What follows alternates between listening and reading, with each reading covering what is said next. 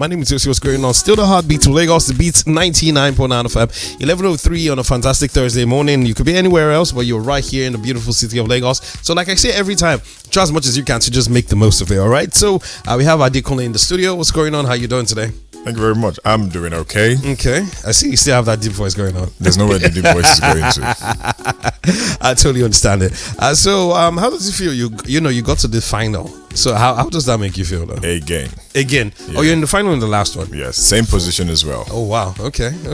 So how did that make you feel though? It makes me feel pretty interesting, to be very honest. Okay. It's not everybody that gets the chance to come back on a reality TV show. Mm-hmm. For me, I was here last year. I think this is like my 1 year anniversary. I know. Almost same day, doing everything all over again. But coming on the show, meeting great people, and just seeing that regardless of the personalities of the characters that were in the house with you, at the end of the day, you did have people outside who love you. I know. And we're rooting for you. And yeah, it just feels good back here. Different vibe, actually. I think it makes more sense now. Yeah. And it feels very good that the energy is positive, and I'm just enjoying. Okay, that makes a lot of sense. But a lot of people would actually say, the reason why you got to the final was because you were coupled up with Venita for pretty much, almost the entire show. So what do you want to say about that, though? I wasn't coupled up with anybody the last time when I got to the final. So why did that change this time around? Yes, I'm just asking. So for people out there, thought that that's why that happened. I don't know why they thought that. Okay, I was in the house having fun with Venita. Okay, call that fun. I thought it was a what's it called right now, like a serious, Yeah, but don't you have fun with someone that you're with? Depending on what your idea of fun is, though. So. No, but I don't. If you are with somebody, it's supposed to be a fun experience and fun moment for you, and I enjoyed every time. Okay, so are you? Is that still going on? Me and Venita, yeah, as what we like. Cool. Okay. So that whole relationship thing is, is out the door now. You guys out are just of. I'm like, are you guys still, in a are you guys still coupled up, or that's done? Well, we don't sleep on the same bed anymore. Yeah, you guys are. Well, yeah. Okay. But it's a different situation. We didn't leave the house particularly on a good note. But at the same time, we've also not had the opportunity to speak properly. But we're actually pretty fine. So far, so good. I've seen her a couple of times. But she's not told me anything. She said, I'll find out on my own. Oh, really? Yeah, and I also haven't had time to be on the internet, so I don't know what's going on. I understand. But is this something that is that something that you're going to, pursue like full time? So I'd say this way, and I have a feeling that it's most likely something that a lot of people would want an answer or clarification on. And it's something I said to Venita when we were in the house. So we were in a confined environment, intense pressure, and for most people it was a game. Most people had a strategy, right? And it's hard for you to tell where someone's head is at, especially knowing that as far as a relationship is concerned, there are a lot of factors that play into it. You need to know the person on a very deep level, and we are talking about a full-on relationship here. If we spent 8 weeks together, and there were a lot of factors affecting it. Task, wages, people, all that. Now we're coming into a real-life situation. Okay. It would be good to actually know this person properly. So what's going on now, particularly saying, we're taking our time to actually get to know each other properly. Okay. When that has been sorted out, then we will now decide. Okay, that makes a lot of sense. I love the fact that you're able to just properly articulate what you want, how you want it, and what you're looking forward to. So given how intense your coupling was, that's yourself and Venita, a lot of people actually found it weird that just one altercation and it was almost everything out the door. I feel like people did not particularly but why do people think everything was out the door, Joe? Yeah. Unfortunately, if she left the weekend. Yeah. But if she still stayed, a lot of things might change. Okay. Yeah, would have made up now. Yeah. But again, it was a show. It's one altercation. I do not think it is enough, right, to break everything that has happened in the last couple of weeks. Yeah. But at the same time, it did look like a situation that needed to happen. Yeah. Because I don't think that if that happened, we would not have gotten the opportunity to actually see that, what, we do maybe need to understand ourselves. Because I'll tell you what I learned from being with Venita in the house. I realized that, and this is, I'd say, maybe one of the faults that both of us have. For myself, there are times when you need to be more expressive about certain things. For Venita, I'd say there are times when you need to be less expressive about certain things. And I don't think these are things you would know or understand about people if you guys don't actually spend time together, to get to know each other. So now that we're outside, I mean, in the house is a different situation. We practically know where we are. We're in the room, we're in the garden, we're in the arena, we're in the lounge. It's easy for you to see yourselves. But now it's a whole different situation. I have my life to go to. She has a life to go to. We wouldn't always be together every time. Different situations might happen. So it would make more sense for us to understand, okay, you know what, maybe if I call you and I don't pick up, this is what's happening. Doesn't mean I'm trying to ignore you, or, you know, if you're trying to sort out a situation or address certain things, it's not that I don't feel this type of way. This is particularly where I'm leaning towards. This is a whole relationship. We actually need to know each other properly first before we send you people. But I like how, you know, how you've properly just articulated, you know, just everything. And also to Venita, I don't know if you can speak on that. A lot of people actually, you know, said that, you know, she had this mean girl thing going on when she was in the house, especially towards people like Dorian and a bunch of other people. And, you know, when you're with somebody, you tend to, I always say there's 100% of somebody. For me, though, I would say if 70% is great, you understand, I tend to gloss over the 30% that I really don't like or anything. So was that something that you found, that you saw yourself, or was it just the audience that could actually pick out that whole mean girl persona that she had going on? I wouldn't say Venita is a mean girl. Okay. I'm actually, if you'd ask me, I'd actually say she's a very sweet person. And I think most likely one of the things that got her in trouble in the house was the fact that she is a sweet person. Okay. So what I'd see her do is she'll come to me, complain that, oh, this person did this, I didn't like this and everything. And I'm like, okay, yeah, you're not happy with this person. But at the same time, if this person is hurting or this person is in a situation that makes them feel bad, same Venita would go and meet that person and try to console her. And I'm like, you can't be this nice to people who are in here playing a game. You actually have to pick a side. Now we've come out, and then this is one person that in her own way she's tried to show love to everybody regardless of how they've made her feel. And now she's coming, or rather I'm coming out to hear that now people are saying that as a mean girl. That's actually very unfair, because the truth is, if you do sit down with most of the housemates and talk, you'd find out that at some point in time Venita was actually there for almost every single person in the house. With Lebaye, with Donyi, with Cross, with Mercy, with Fraud, literally almost all the housemates. Even there was a time me and her got into a fight because of CC. And that was because something had happened between myself and CC.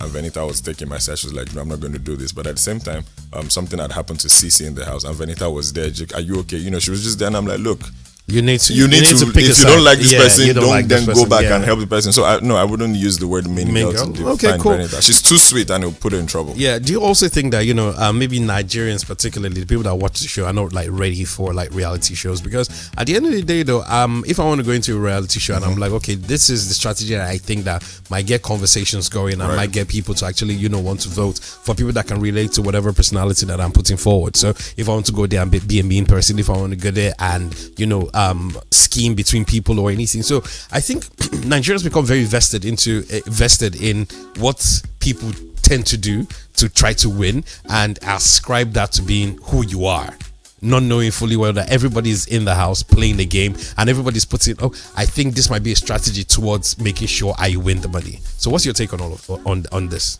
I think over the years, the flow of the show has changed a bit. Yeah. The one thing that I appreciate the most in the house was we had people from different seasons talking about the experiences on the show. Yeah. We had people from the 2017 set and 2018 set talking about how Big Brother is nicer now.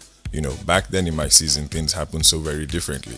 You can't do this and get away with it. You can't do this and get away with it. Over then, as a reality show, times are different, right? But what's happened now is you've seen people come on the show and then their persona or their status in society, for lack of a better word, has blown exponentially. Yeah. So I'm guessing the viewers are not watching it from the perspective of, okay, you know what, people are coming here to sell themselves as opposed to actually showing their true selves. But the truth is, it's a reality show. And one of the things that Ebuka said to us when he came into the house with Gideon was, people have forgotten the entertainment value that comes from a reality TV show. Essentially, we are in the house first to entertain people, regardless of whatever happens. So someone can come into the house and sell a completely different persona, or even live a fake life, or even tell you something completely false about themselves. The goal first is to come and entertain the viewers. Now, might that be a strategy that will work? I don't know. But I also think because of the intense pressure of the house and everything that happens, also all the other characters that you meet and the dynamics that you come with, you can't fake who you are for long. I say that. If you're going to be in the house for 10 weeks, at some point in the term you will crack.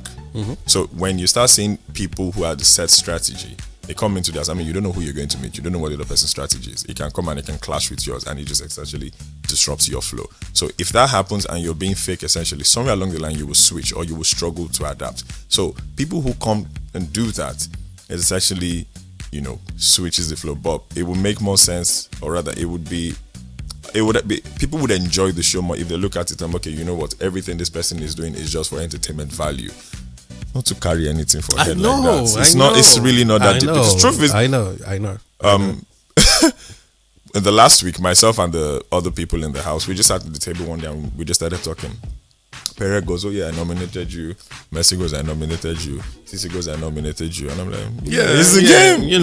That's what it is. Nobody's here to be chummy. We're eating something and then we just continue eating and then we just laughed about it. In previous season, it's a serious issue. We're going to reunion. You nominated me, you did this. Yeah, in my mind, I'm just like, why is everybody being? We are here to nominate ourselves at the end of the day. If I see you as competition, I would nominate you because I would like to win the money over you. I mean, at the end of the day, it's winner takes all. I know. It's nobody sharing with anybody. Nobody sharing anything with anybody. So it's really not that deep, and I'd really appreciate it if the other house may see it like that. Like at the end of the day, there's a whole lot good that we can all do when we come together, because we all have individual platforms that can help each other grow. It should be really all love with everybody at the end about of the collaborations day. and everything. Do you understand? Yeah. So before you went into the house, were you in any relationships of any sort? No, not that you know of. No, not that I know of. Okay. Not that or maybe someone was dating you and you didn't know. No, actually, it wasn't why. I wish that I was, but I wasn't. That's what I'm trying to say.